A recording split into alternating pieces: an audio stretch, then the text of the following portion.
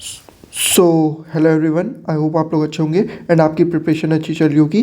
मैं final computer revision की video लेके आ चुका हूँ क्योंकि आपके मेंस में बहुत कम टाइम है। तो मैंने ऐसे टॉप 40 क्वेश्चन सेलेक्ट किए हैं एंड उसके अराउंड मैं आपको पूरा कॉन्सेप्ट रिवाइज कराने की कोशिश करूँगा, जिससे कि आपको कंप्यूटर में एक अलग सा कॉन्फिडेंस आ जाए एंड आप पेपर को बहुत आराम से क्वालिफाई कर सको। बस ये पूरी वीडियो देख लेना।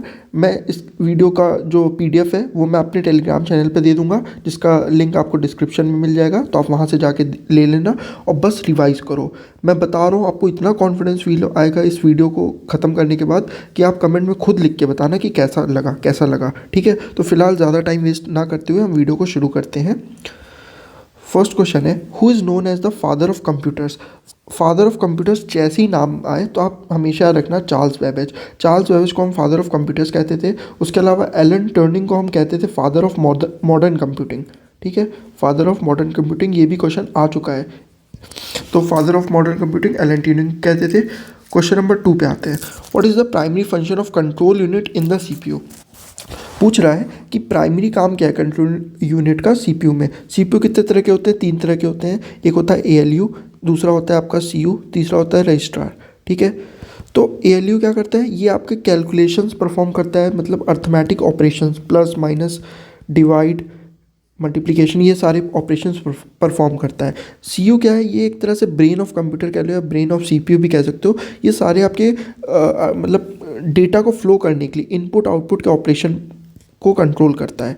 ठीक है, यानी एक तरह से डेटा फ्लो को पूरी तरह से कंट्रोल करता है। तो अगर मैं बोलूँ कि ये क्या करता है बेसिकली, तो ये आपका डेटा फ्लो को कंट्रोल करता है। बहुत ही सिंपल तरीके से आपको इसका आंसर टिक करना है। ठीक है, और रजिस्ट्रार क्या होता है? रजिस्ट्रार बेसिकली आपका ये हाई स्पीड स्टोरेज डिवाइस है, जो बेसिकली क्या करता है, एज अ टेम्परेरी स्टोरेज काम करता है, जो टेम्परेरी डेटा को स्टोर करता है। यही चीज़ मैंने यहाँ पे लिख दी है, आप इसको रीड कर लेना।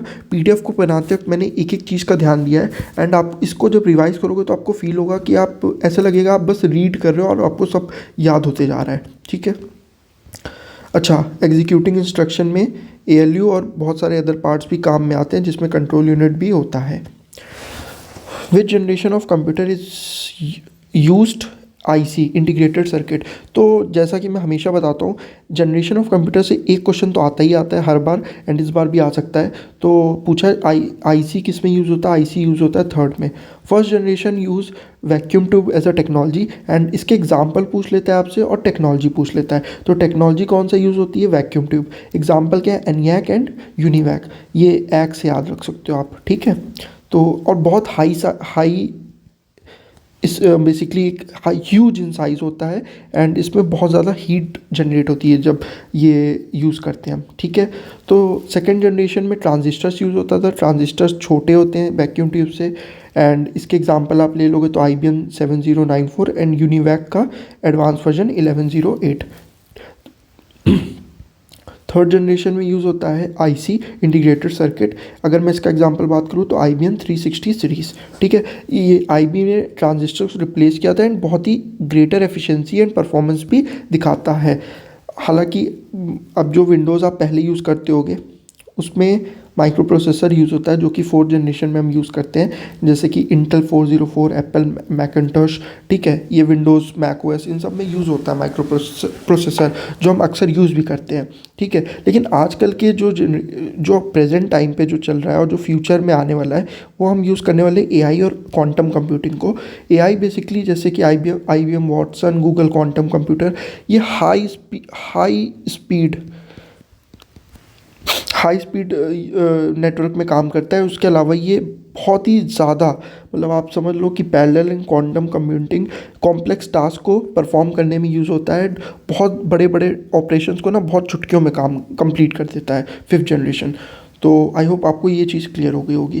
क्वेश्चन नंबर 4 है, which of the following is an example of analog computer. देखो, एनालॉग की जैसी बात है तो एनालॉग मतलब कि जो कंटिन्यूस फॉर्म में डेटा जिसमें प्रोसेस होता है उसको हम कहते हैं एनालॉग कंप्यूटर। ठीक है, तो एनालॉग का एग्जांपल कौन सा है? Mercury thermometer is an example of analog computer.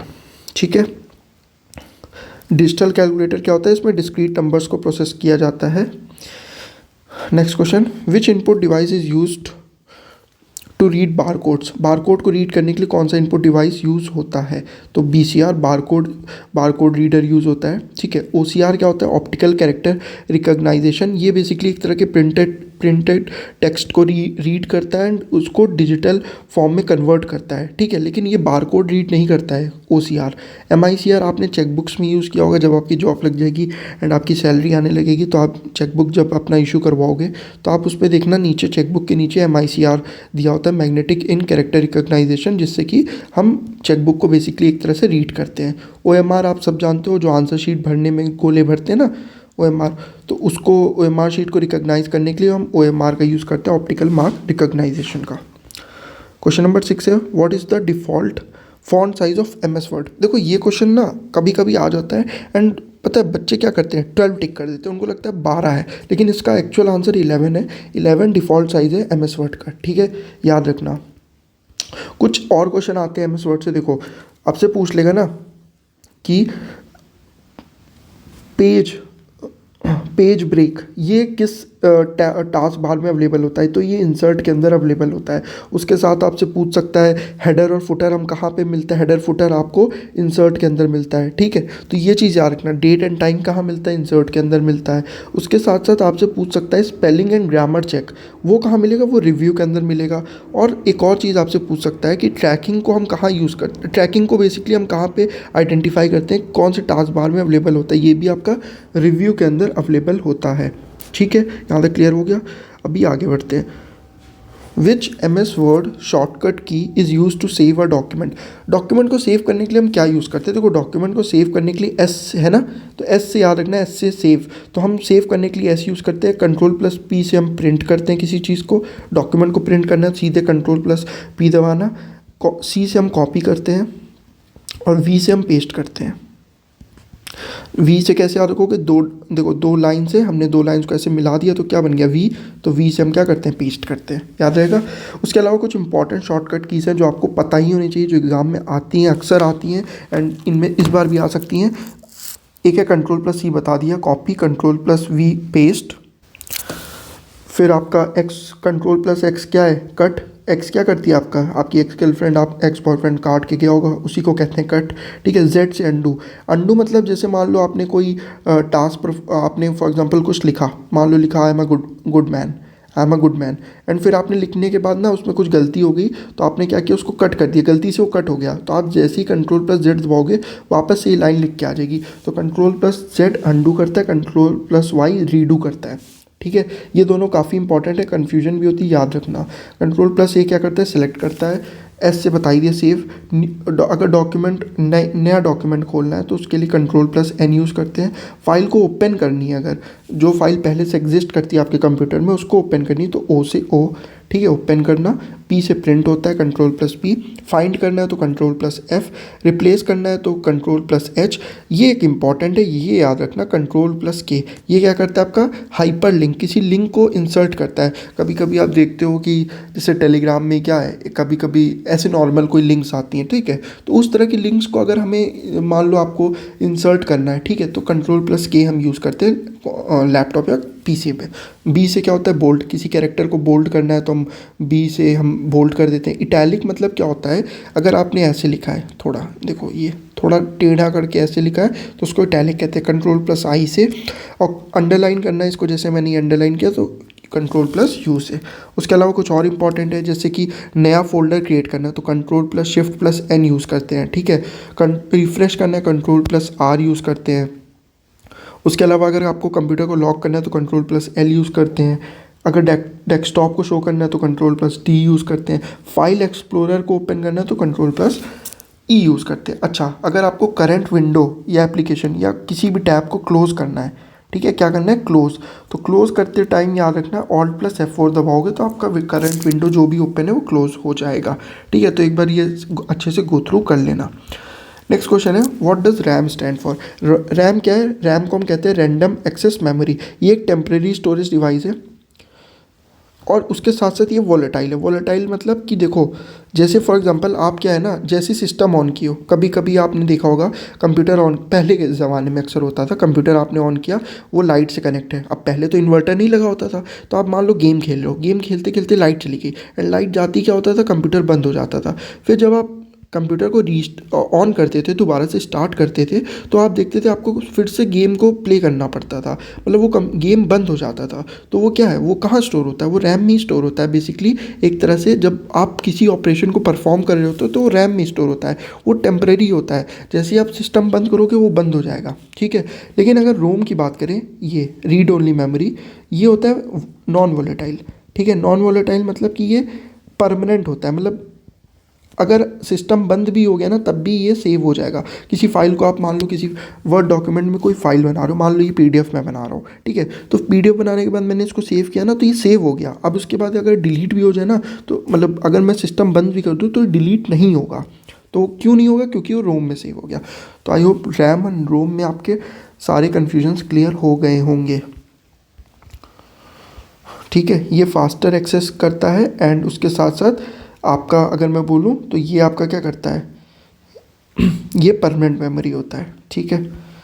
Okay, question number 9,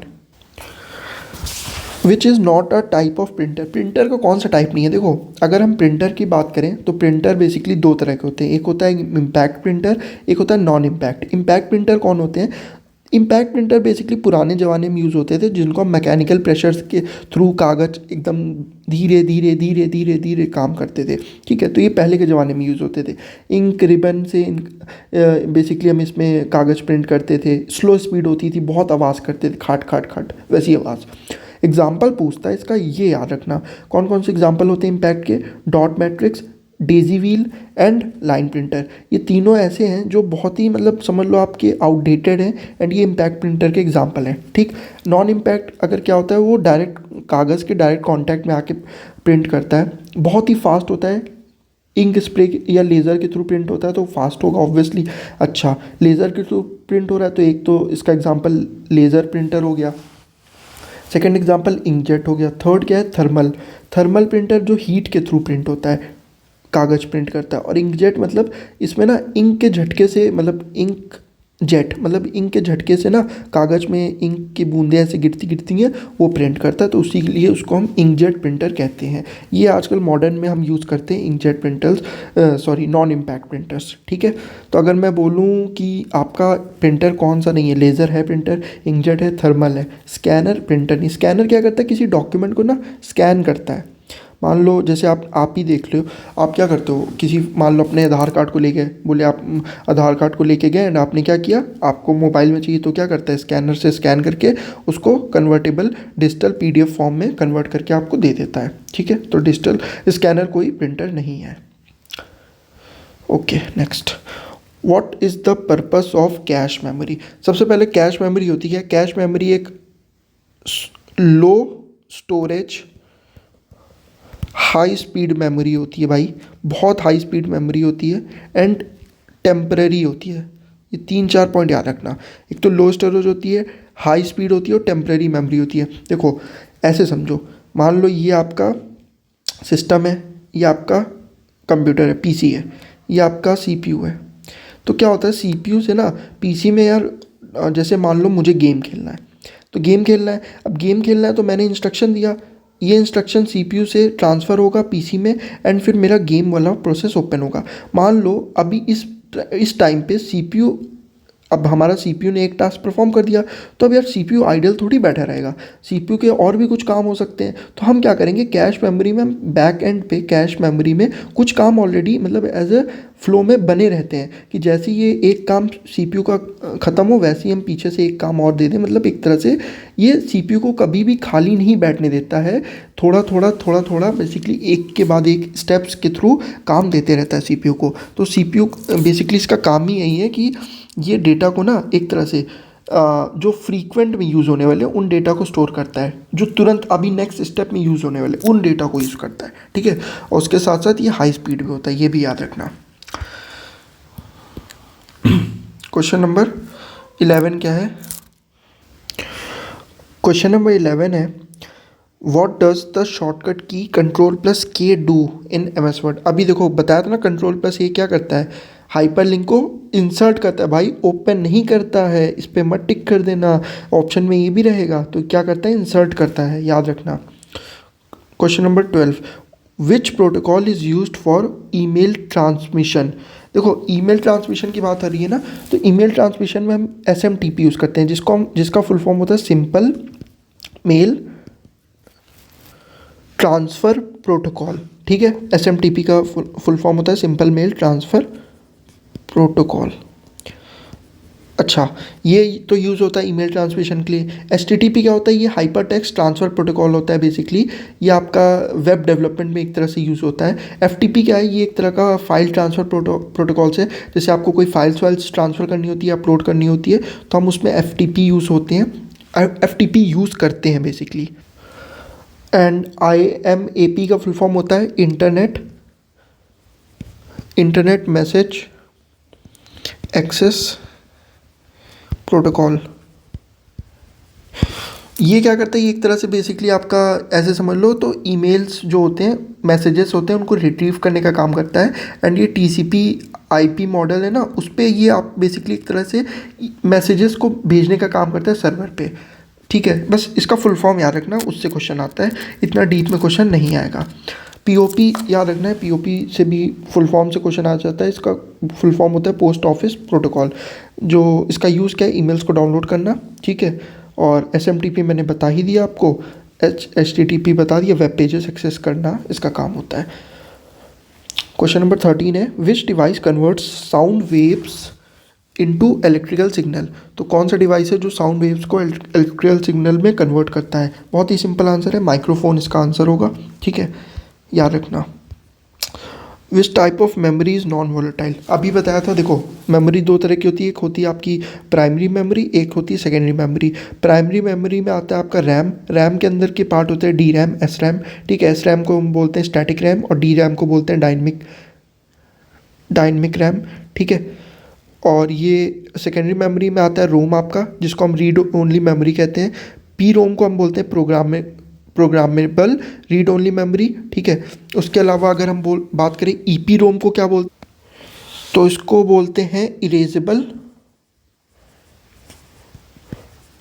read only memory, erasable programmable read only memory. And EEPROM को क्या बोलेंगे, इसके आगे बस एक और चीज़ लग जाती है जिसको बोलते हैं electrically erasable programmable read only memory. ठीक है, ये सेकेंडरी मेमोरी में होता है, ये परमानेंट स्टोरेज होता है। प्राइमरी मेमोरी टेम्परेरी स्टोरेज होता है। एंड उसके अलावा प्राइमरी मेमोरी क्या होता है, वोलेटाइल होता है। सेकेंडरी मेमोरी नॉन वोलेटाइल होता है। तो हमसे पूछा है कि which type of memory is non volatile, तो नॉन वोलेटाइल में आप बताओ क्या होगा, रोम होगा। ठीक है, कैश भी क्या है, एक तरह से टेम्परेरी मेमोरी है ना, तो ये भी वॉलेटाइल होती है।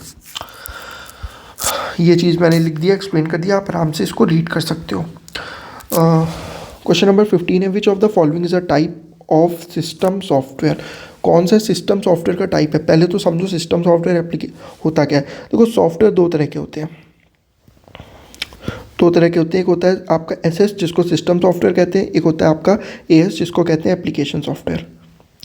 सिस्टम सॉफ्टवेयर जब आप PC खरीदते हो ना, कंप्यूटर खरीदते हो, लैपटॉप खरीदते हो, तो आपके कंप्यूटर में ना विंडोज़ पहले से इनबिल्ट होके आता है ना, हाँ, जिसको हम ऑपरेटिंग सिस्टम भी कहते हैं। वो क्या होता है, वो आपका सिस्टम सॉफ्टवेयर ही तो होता है। आपके सिस्टम में पहले से इनबिल्ट होके आता है वो, उसी पे आप अपने सारे एप्लीकेशंस, गेम, म्यूज़िक ये सब करते हो। या फिर आपको मॉक भी लगाना हो टेक्स्ट बुक से, तो आप मॉक लगाते हो।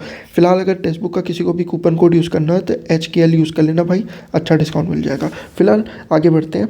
तो ये हो गया आपका सिस्टम सॉफ्टवेयर। सिस्टम सॉफ्टवेयर क्या है, ऑपरेटिंग सिस्टम बेसिकली एक तरह से। तो सिस्टम सॉफ्टवेयर का एग्जांपल है ऑपरेटिंग सिस्टम, जैसे विंडोज़ हो गया। ठीक है, क्या है, ऑपरेटिंग सिस्टम का एग्जांपल है। अब बात करते हैं एप्लीकेशन सॉफ्टवेयर क्या होता है। देखो जब आप विंडोज़ को ऑन करते हो, जैसे PDF बनाना है, PPT बनानी है, या आप माइक्रोसॉफ्ट वर्ड यूज़ करते हो, पावर पॉइंट प्रेजेंटेशन यूज़ करते हो, या फिर आप कोई गेम खेलते हो मान लो, ठीक है, आपको मॉक लगाने के लिए आप टेक्स्ट बुक खोलते हो, तो वो सब क्या है, एप्लीकेशन सॉफ्टवेयर है। ठीक है, तो उसको हम एप्लीकेशन सॉफ्टवेयर में कंसिडर करते हैं। VLC एप्लीकेशन है, फोटोशॉप एप्लीकेशन है, MS वर्ड क्या है, एप्लीकेशन है। Which keyboard shortcut opens the find dialog box in MS Word. तो मैंने बताया था फाइंड ना, तो कंट्रोल प्लस एफ से हम फाइंड करते हैं, तो कंट्रोल प्लस एफ से हम क्या करेंगे, फाइंड करेंगे। ठीक। Which is the smallest unit of memory. Memory का सबसे स्मॉलेस्ट यूनिट क्या है, बिट होता है। सबसे स्मॉलेस्ट यूनिट बिट होता है। अच्छा, एक और चीज़, जो ये कंट्रोल प्लस ई है ना, ये हम अलाइन करने के लिए यूज़ करते हैं, टेक्स्ट को ना एक सीक्वेंस में अलाइन करने के लिए यूज़ करते हैं। और जो एच है वो हम यूज़ करते हैं किसी वर्ड को फाइंड और रिप्लेस करने के लिए। जब हमें अगर किसी वर्ड को एम एस वर्ड में क्या है, तो फाइंड करके रिप्लेस करना है ना। जैसे एक एग्जांपल दूँ, 3 इडियट मूवी सबने देखी होगी ना, जो चतुर के डायलॉग में चमत्कार का डैशकार हो गया था, वही समझ लो एक तरह से। बेसिकली ये हम उसी से शॉर्टकट की है। ठीक है, कंट्रोल प्लस एच। ओके, सो हम बात कर रहे थे सबसे स्मॉलेस्ट यूनिट ऑफ मेमोरी क्या है, बिट है। ठीक, बिट, एक बाइट में कितने बिट होते हैं, एक बाइट में होते हैं 8 बिट। और एक बार पूछ लिया था एक निबल में कितने बिट होते हैं। निबल मतलब एक निबल में होते हैं 4 बिट। ठीक, तो थोड़ा ये याद रखना, ये दोनों इंपॉर्टेंट है। ओके, वैसे आप ये भी याद रखना, एक MB में कितने KB होते हैं, 1024 KB होता है। अब मज़े की बात पता है, ऑप्शन में आपको 1000 KB भी दिया होगा, एंड बच्चे विल बी लाइक ना, उनको लगेगा 1000 KB है, नहीं 1024 KB होगा। ठीक है, याद रखना 1024 KB होता है। फिर 1 GB में 1024 MB होता है, 1 TB में 1024 GB, फिर 1 पेटाबाइट में 1000 आपका ये 1024 TB, फिर आता है हेक्साबाइट। ठीक है, उसमें आपका 1000 पेटाबाइट 1024 पेटाबाइट, फिर जेटाबाइट, योटाबाइट, ब्रोटोबाइट, जियोबाइट। अब देखो मेरी बात, इसमें एक क्वेश्चन आता है आपका लार्ज से लार्जेस्ट टू स्मॉलेस्ट अरेंज करना। ठीक, तो हमेशा रखना, जनरली ब्रोटो और जियो तो नहीं पूछता, मैंने दे दिया है, बट योटा ये सीक्वेंस दिया रहेगा आपको और आपको अरेंज करना होगा। तो याद रखना, योटा सबसे बड़ा होता है एक तरह से। ठीक है, योटा से छोटा जेटा होता है। तो एक बार ये सीक्वेंस ज़रूर याद कर लेना, क्योंकि इस पर भी क्वेश्चन आए हैं, और गलत मत कर देना। ठीक है, अच्छे से एक बार पढ़ के जाना ये सीक्वेंस। क्वेश्चन नंबर 18 है, विच programming language is machine dependent. देखो मशीन पे कौन सी लैंग्वेज डिपेंडेंट होंगी, हम पिछले इतने क्लास से पढ़ते आ रहे हैं। C++ ऊप्स है, ऑब्जेक्ट ओरिएंटेड प्रोग्रामिंग लैंग्वेज है। पाइथन ऊप्स है, जावा ऊप्स कॉन्सेप्ट पे। ऊप्स क्या होता है, ऑब्जेक्ट ओरिएंटेड प्रोग्रामिंग लैंग्वेज हम इसको कहते हैं। ये बेसिकली ऑब्जेक्ट यूज़ करके हम इसमें प्रोग्राम बनाते हैं।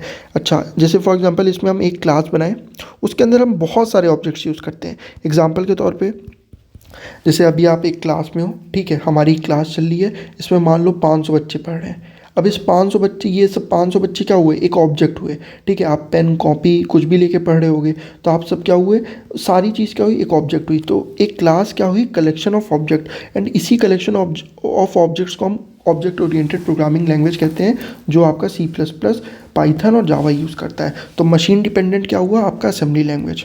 ठीक, याद रखना। अच्छा, एक और चीज़ याद रखना, C object oriented programming language नहीं होता है। ठीक, C++ इसका एडवांस वर्जन होता है, लेकिन C नहीं होता है, तो ये भी याद रखना। उसके अलावा कुछ और भी होते हैं जो देख लेना, PHP, C# और रूबी, ये भी आपका ऑब्जेक्ट ओरिएंटेड होता है। क्वेश्चन नंबर 19 है, which layer of the OSI model is responsible for data encryption. Data encryption के लिए हम कौन सी लेयर का यूज़ करते हैं, बेसिकली कौन सी लेयर रिस्पॉन्सिबल होती है, ये होती है आपकी प्रेजेंटेशन लेयर। अब बात करते हैं, देखो ये बेसिकली OSI मॉडल होती है। ठीक है, OSI मॉडल के बारे में अच्छे से समझ लो, इससे भी एक क्वेश्चन आना ही आना है, तो OSI मॉडल को एक बार अच्छे से समझ लो। सो OSI का फुल फॉर्म होता है open system interconnection model. Basically ये एक कॉन्सेप्चुअल फ्रेमवर्क है, ठीक है, जो कंप्यूटर नेटवर्क में कम्युनिकेशन का काम करता है। इसमें टोटल बेसिकली अगर मैं बोलूँ 7 लेयर होती हैं। फिजिकल डेटा लिंक, नीचे से ऊपर साइड। ठीक, physical data link, network, transport, session, presentation, application.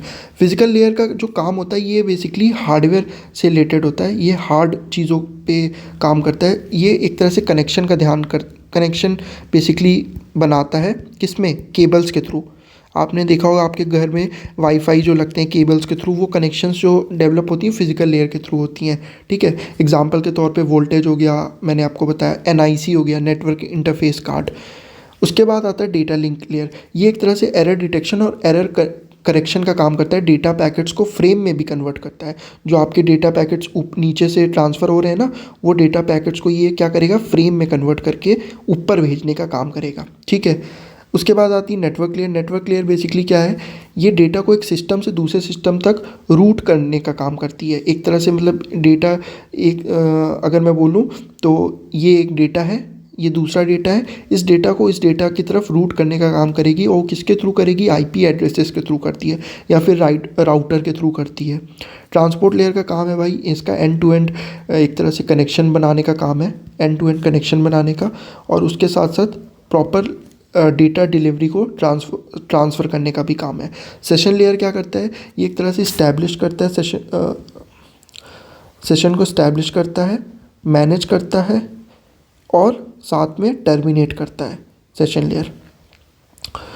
फिर बात करते हैं, जैसे कि आप किसी वेबसाइट में लॉगिन करते हो ना, तो क्या होता है, सेशन पहले इस्टेब्लिश होता है, पहले आप लॉगिन करते हो उसमें, फिर मैनेज होता है, फिर आप उसमें से लॉग आउट भी कर सकते हो।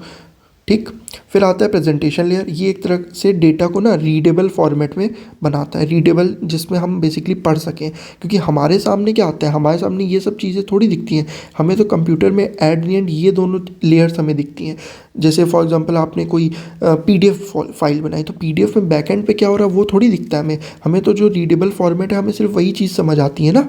तो एक तरह से रीडेबल फॉर्मेट में डेटा को प्रेजेंट करने का काम होता है। एप्लीकेशन लेयर बेसिकली ये एंड यूज़र एप्लीकेशन, हम इसी पे सारी चीज़ें देखते हैं। जैसे एग्जांपल बताऊं, आप वेब ब्राउज़र्स यूज़ करते हो ना, गूगल क्रोम हो गया, मोज़िला फायरफॉक्स हो गया या एप्पल सफारी हो गया, ये सारी चीज़ें तो ये एप्लीकेशन में ही तो हम देखते हैं ये सारे डेटा को।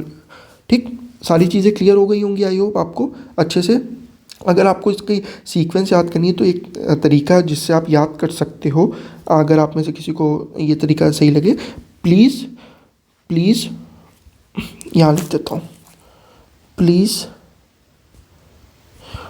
Do not throw sausage pizza away.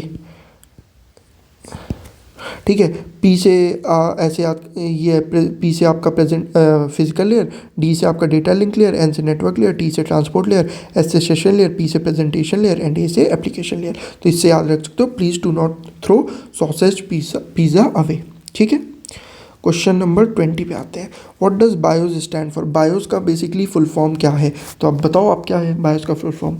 तो बायोस का फुल फॉर्म है बेसिक इनपुट आउटपुट सिस्टम।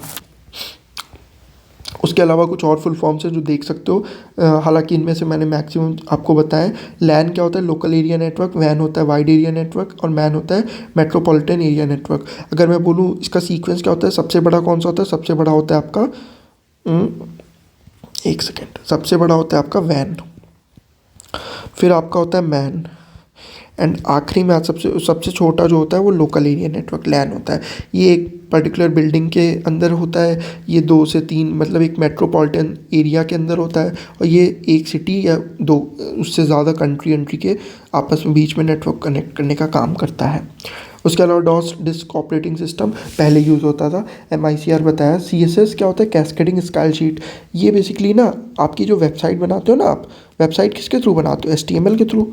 तो वेबसाइट में आप डिज़ाइनिंग जो करते हो ना, जो फ़ोटोज़ डिज़ाइनिंग और अलग अलग तरह की कलर थीम ये सब, ये CSS करता है, कैस्केडिंग स्टाइल शीट करता है। CVV आप क्या होता है, कार्ड वेरिफिकेशन वैल्यू, जो आपके ATM पिन या क्रेडिट कार्ड या डेबिट कार्ड के पीछे होती है। CC होता है कार्बन कॉपी, जो आप देखते हो जब आप ईमेल किसी को भेजते हो तो आप होता है ना उसमें CC में किसी को ऐड करना है कि नहीं, मतलब उसको किसी और को भी मेल भेजना है कि नहीं, आप उसको ऐड करते हो। और BCC क्या होता है, ब्लाइंड कार्बन कॉपी। ठीक है, मतलब इसमें क्या होता है, इसमें आपको दिखेगा कि आपने किस यूज़र को भेजा है। ठीक है, इसमें आपको वो यूज़र दिखेगा नहीं एक तरह से। ठीक, question number 21, what is the function of ALU in the CPU। देखो ALU का फंक्शन मैंने बताया क्या है, एक तरह से कैलकुलेशन को परफॉर्म करना। उसके अलावा अगर मैं बोलूँ आप कंट्रोल यूनिट का काम क्या था, डेटा के इनपुट आउटपुट को फ्लो मेंटेन करना, उसको कंट्रोल करना एक तरह से। ठीक है, और रजिस्ट्रार का मैंने आपको बताया, रजिस्ट्रार क्या है, एक तरह से हाई स्टोरेज डिवाइस है जो कि टेम्परेरी होता है। नेक्स्ट क्वेश्चन है question number 22, what is the maximum zoom percentage in MS word. ये भी क्वेश्चन बहुत ज़्यादा मतलब एक तरह से आप कह लो कि बच्चे कंफ्यूज हो जाते हैं इसमें, तो इसका भी आंसर है 500। ठीक है, 500 है। कुछ लोग 400 में कंफ्यूज हो जाते हैं, नहीं, मैक्सिमम जूम परसेंटेज 500 है। ठीक, next question, which of these is not a search engine. Search engine मतलब क्या, जहाँ आप सर्च करते हो, अपनी चीज़ों को सर्च करते हो ना, तो सर्च इंजन जहाँ पे आप गूगल पे जाके सर्च करते हो, तो सर्च इंजन कौन सा नहीं है। गूगल है सर्च इंजन, बिंग है माइक्रोसॉफ्ट का, मोजिला क्या है, मोजिला एक तरह का सर्च इंजन है, नहीं, ये एक तरह का वेब ब्राउज़र है। इसके अंदर आप जाके सर्च इंजन में सर्च कर सकते हो। ठीक है, ये एक तरह का वेब ब्राउज़र है, सॉफ्टवेयर है। एंड डक गो भी एक तरह का सर्च इंजन है। What is the full form of USB।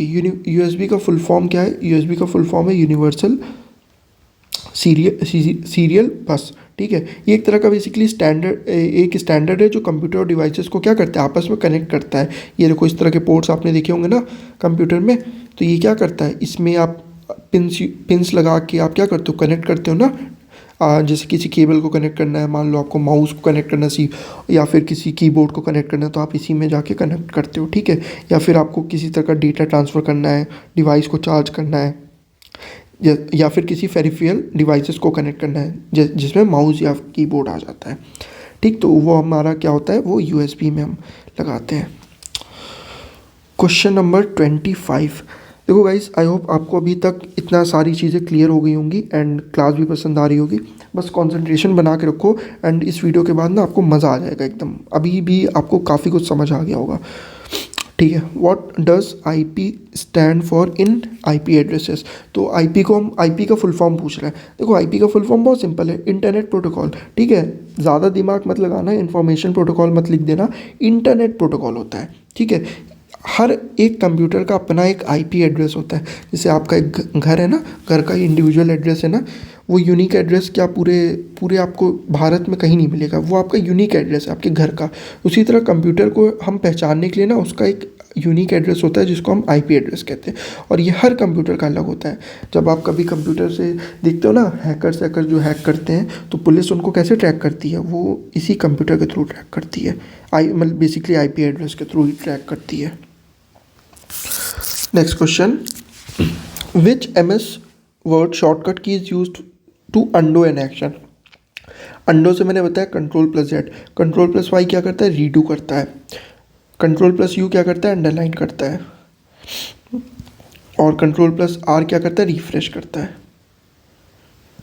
उसके साथ साथ कुछ और की बताए थे आपको, Ctrl+C क्या करता है, कॉपी करता है, Ctrl+V क्या करता है, पेस्ट करता है, Ctrl+X क्या करता है, कट करता है। नेक्स्ट क्वेश्चन है, what is the main purpose of an operating system. Operating system का मेन पर्पस क्या है। देखो, इसका मेन पर्पस एक ही है, ये आपका है हार्डवेयर मतलब CPU, ये है आपका सॉफ्टवेयर। मान लो कोई सॉफ्टवेयर है, कोई गेम खेल लो। ठीक है, GTA खेल लो, GTA गेम है। यस, छोड़ो गेम छोड़ो, आप पढ़ाई कर रहे हो टेक्स्ट बुक पे मान लो। ठीक, आप क्या करो, गेम खेल लो ना, या पढ़ाई कर रहे हो, तो इससे CPU से इसको कनेक्ट करने का काम, मतलब ये एक हार्डवेयर हो गया। ठीक है, ये एक सॉफ्टवेयर हो गया गेम। ठीक है, तो हार्डवेयर से जो सॉफ्टवेयर को बेसिकली कनेक्ट करने का काम या मैनेज करने का काम ये ऑपरेटिंग सिस्टम करता है। ठीक है, तो ये क्या करता है, मैनेज करता है एक तरह से। क्वेश्चन नंबर 28 क्या है, which of these is a type of topology in networking. देखो, टोपोलॉजी क्या होता है, इससे भी कभी कभी क्वेश्चन आ जाता है। एंड इवन मैं बताऊं तो अगर SSC का मूड घूमता है ना, और उसको चाहिए कि यार एक ऐसा क्वेश्चन बनाते हैं जो सारे बच्चे नहीं कर पाए, तो टोपोलॉजी से पूछ लेता है। टोपोलॉजी एक नेटवर्किंग का बेसिकली पार्ट है। ठीक है, इसमें बेसिकली आप जैसे ये क्या है, नेटवर्क के कंपोनेंट जैसे कंप्यूटर डिवाइसेस और केबल्स का अरेंजमेंट या कॉन्फ़िगरेशन एक तरह से होता है। ठीक है, इसमें हम बेसिकली डिसाइड करते हैं कि हम नेटवर्क में डिवाइसेस को कनेक्ट कैसे कर रहे हैं, वो हम डिसाइड करते हैं इसमें। तो टोपोलॉजी क्या है, स्टार एक टोपोलॉजी है। ठीक है, देखो टोपोलॉजी बहुत सारे तरह के होते हैं। बस टोपोलॉजी क्या होता है, बस टोपोलॉजी बेसिकली इसमें एक सिंगल केबल होती है, सेंट्रल केबल होती है। ठीक है, एंड इससे सारे आपके कंप्यूटर्स कनेक्ट होते हैं।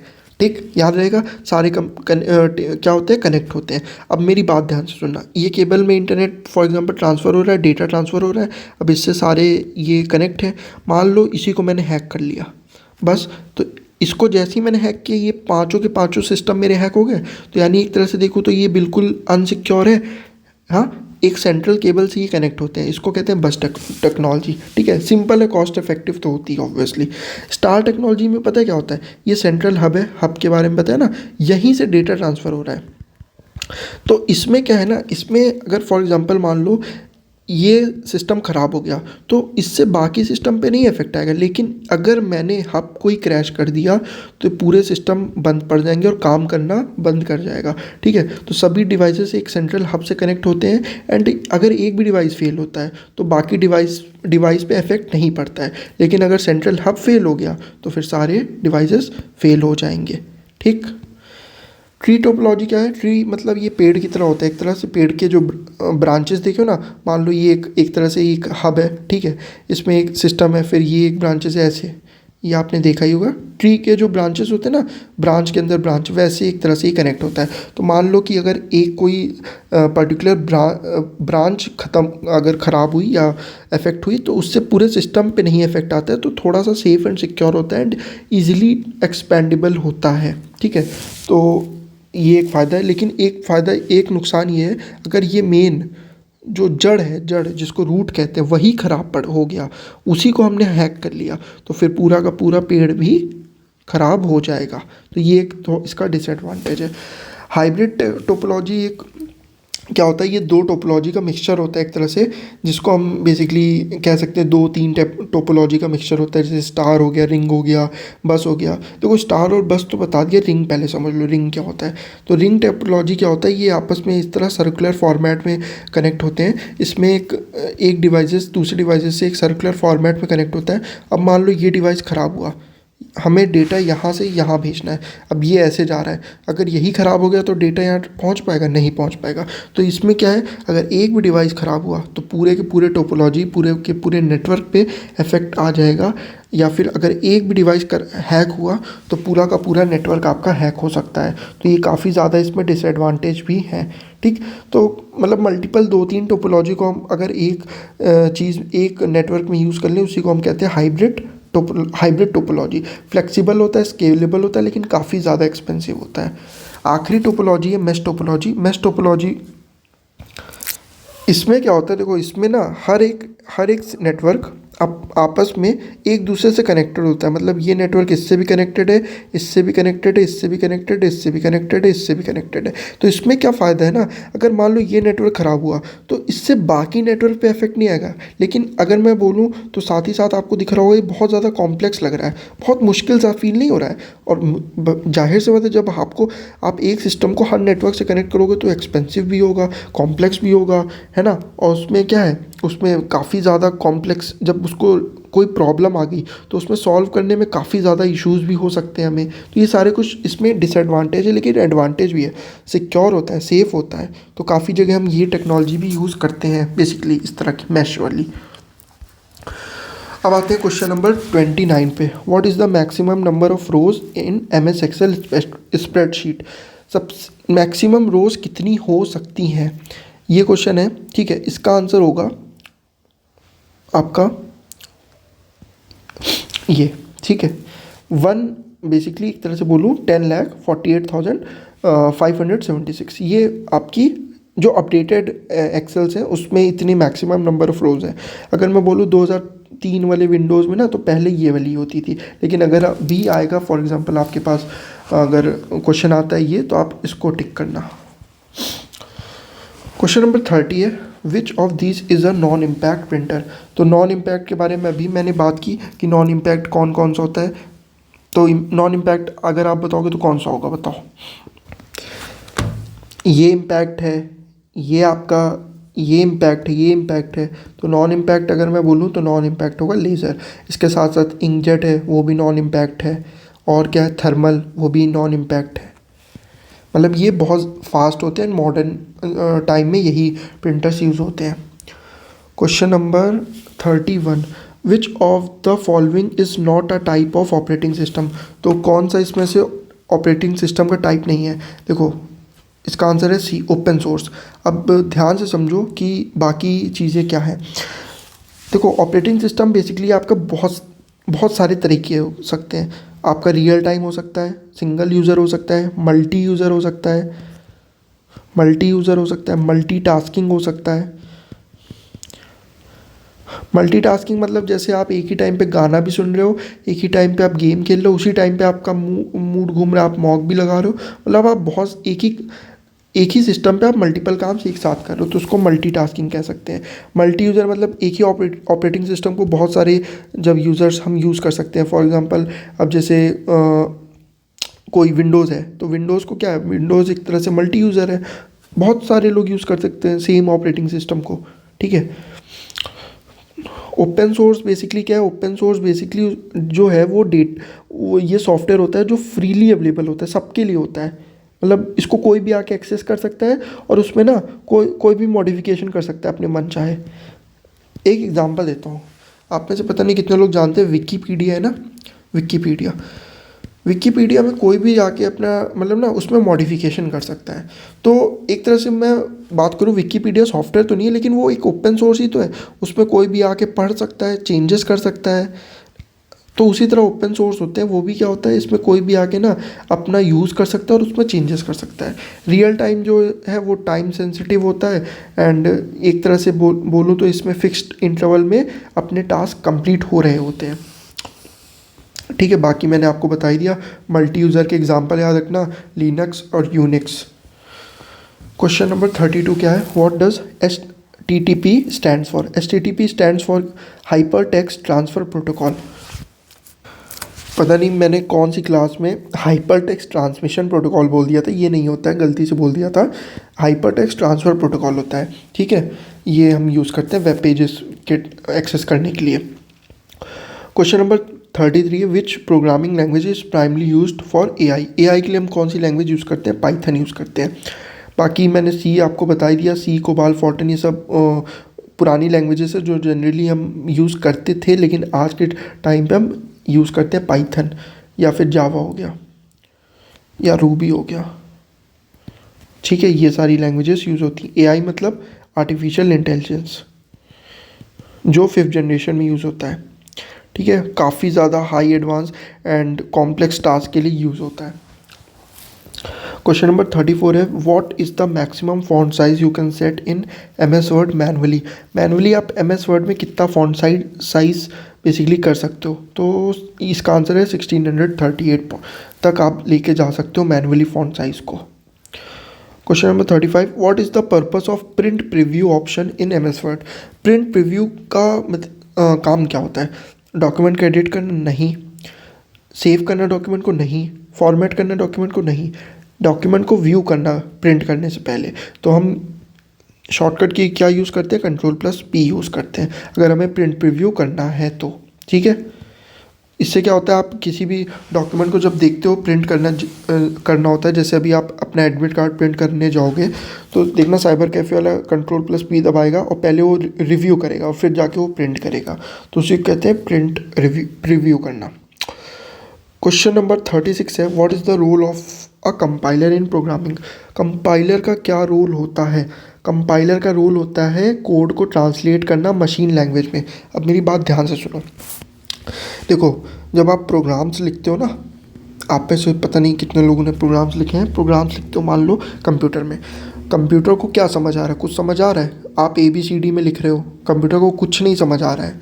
कंप्यूटर अपनी लैंग्वेज समझता है 0 1 वाली, जिसको हम बाइनरी कहते हैं।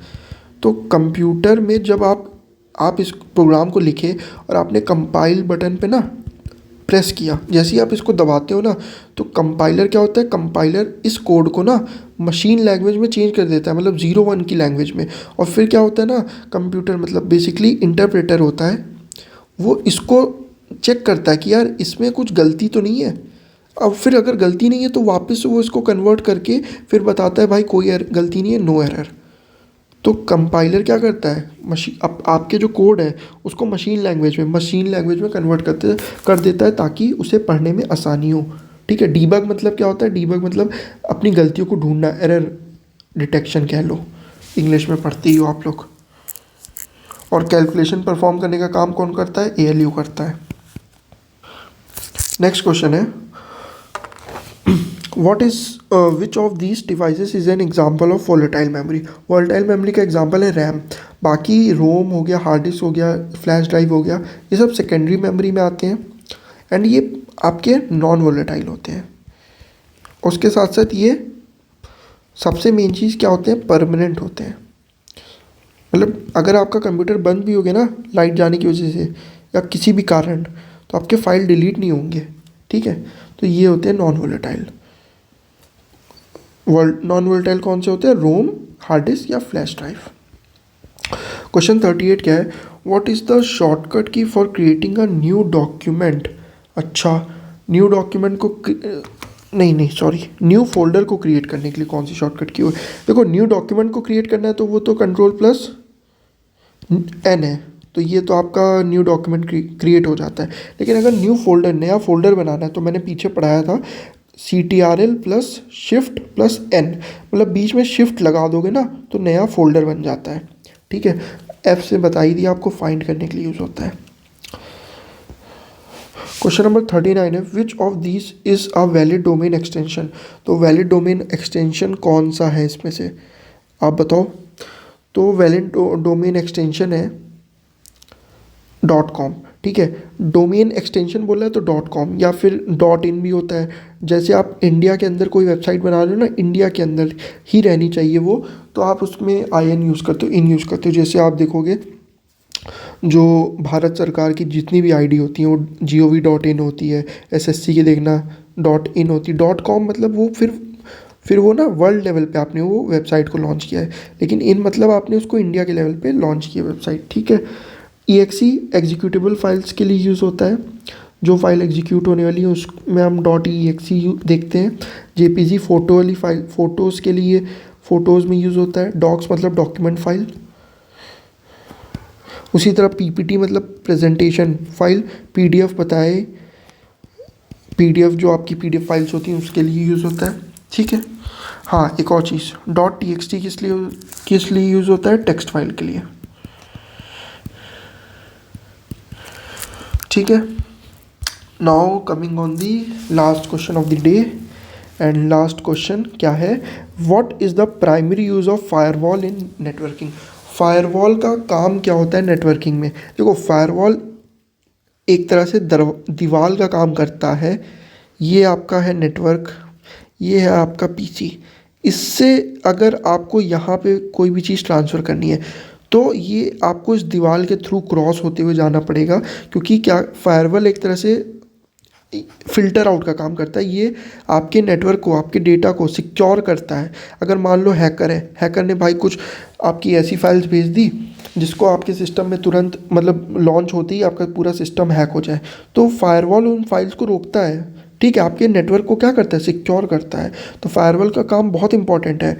आप देखोगे नेटवर्किंग में फायरवॉल यूज़ होता ही होता है। एंड इससे क्वेश्चन भी आया था यार, आई गेस लास्ट ईयर ही आया था फायरवॉल से रिलेटेड। तो इसका बहुत सिंपल काम है, ये आपके नेटवर्क को सिक्योर करने का काम करता है, ठीक है, हैकिंग वैकिंग या किसी भी तरह के अनऑथराइज्ड एक्सेस से।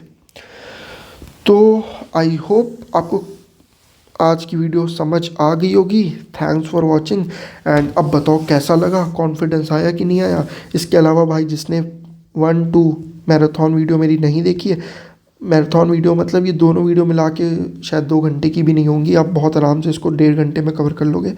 एक बार देख लेना, मैं फिर कह रहा हूँ मज़ा आ जाएगी आपको देख के। एंड इस वीडियो को भी आप एक बार फिर से अच्छे से देख लेना अगर टाइम मिले, और PDF जो है वो मैं टेलीग्राम लिंक ग्रुप पे दे दूँगा, वहाँ से आप डाउनलोड कर लेना और अपने पास रख लेना एंड उससे पढ़ लेना। HK लाइफ टेलीग्राम ग्रुप का नाम है, हालांकि मैं लिंक दे दूँगा वीडियो के डिस्क्रिप्शन में, तो वहाँ से ज्वाइन कर लेना, ठीक है। और साथ में ना देखो, कभी कभी होता है ना कि कोई एब्रप्ट क्वेश्चन भी आ सकता है, मतलब जो आपने कभी पढ़ा नहीं, जो आपने कभी सुना भी नहीं, तो कोई बात नहीं, छोड़ देना। आपको बस कोशिश कर लेना यार, कोशिश करना 10+ तो करेक्ट कर दो एकदम एक्यूरेट, 100% एक्यूरेसी के साथ। 12 कर लोगे ना तो आप फिर ना हर पोस्ट के लिए सेफ रहोगे, हर पोस्ट के लिए, मतलब हर पोस्ट के लिए। तो कोशिश करना 12 क्वेश्चन तक अटैम्प्ट कर लेना अच्छे से। वैसे तो मैं इतना कह सकता हूँ कि अगर जिसने भी मेरी तीनों वीडियोस को अच्छे से देख लिया होगा, शायद ही वो कोई क्वेश्चन छूटे उसका। अगर कोई बहुत ऐसा क्वेश्चन आ गया ना जो मतलब बहुत अब्रप्ट है, तो वो किसी से नहीं होगा, आपसे क्या किसी से नहीं होगा। बाकी बताना कमेंट में कैसी लगी वीडियो, एंड बिल्कुल अपने दोस्तों को शेयर कर देना, अपने ग्रुप्स में शेयर कर देना इस वीडियो को, एंड जिसकी भी हेल्प करना चाहते हो शेयर कर देना। Thanks for watching, take care, all the best, bye bye.